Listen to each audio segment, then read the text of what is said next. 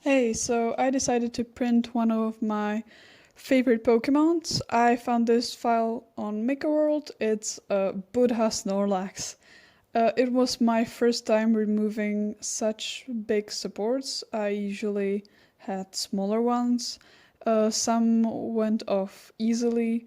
It was satisfying removing them, but others were giving me like really hard time. I was struggling. Here you can see how I was fighting the support.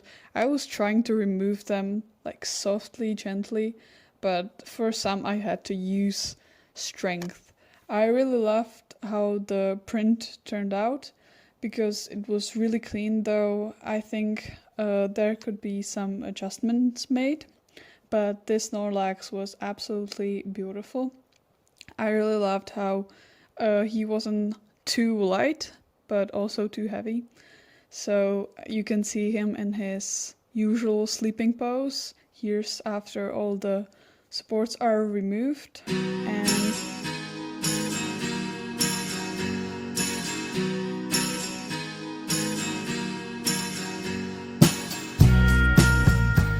if you haven't seen the videos, you can check them out right here.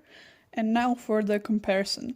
The first video had a clip of from the Pokemon, which I thought was a fun introduction, and then you could see the time lapse. In 24 hours, the video had 600 views and 12 likes, which compared to my other videos means that it didn't really perform that well. The second video was without the clip. It began with the finished result, then there was the time lapse, and then you could see how the Snorlax turned out. That got 900 views in 24 hours, 12 likes as well, and yep, here you can see the comparison. If you have any tips for me, leave them in the comments, and bye!